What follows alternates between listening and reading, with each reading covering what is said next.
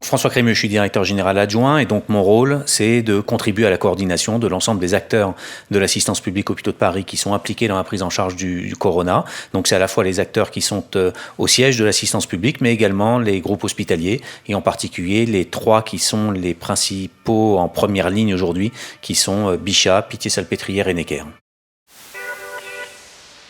Il faut d'abord préciser que l'assistance publique est préparée de longue date à toute une série de crises successives.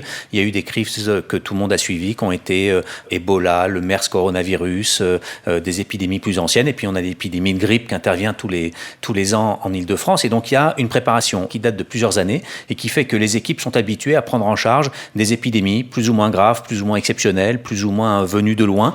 Quand on a une épidémie du type coronavirus, qui est un virus particulier, qui arrive de Chine à un moment spécifique, qui a à la fois une dangerosité, une viralité particulière, eh bien on mobilise les équipes qui sont prêtes à prendre en charge ce nouveau virus.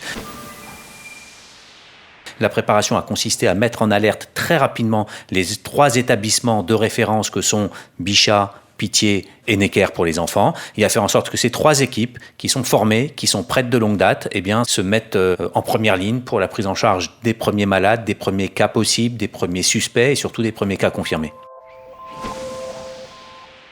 Pour demain, on peut dire deux choses. La première, c'est qu'on est préparé. La deuxième, c'est qu'on est préparé à l'incertitude. Donc, on est préparé au fait que s'il se passe demain et après-demain ce que l'on a prévu qu'il se passerait aujourd'hui, alors on est prêt. On est prêt à accueillir un beaucoup plus grand nombre de patients. On est prêt à accueillir à la fois des cas possibles et puis des patients confirmés. Nos services de virologie, nos services d'infectieux, nos SAMU, nos services d'urgence sont prêts. Et puis surtout, on est prêt à faire face à l'incertitude. On ne sait pas comment cette épidémie va évoluer. On ne sait pas quel va être le nombre de cas à prendre en charge dans les prochaines semaines. Et donc, notre principale anticipation, c'est celle face à l'incertitude.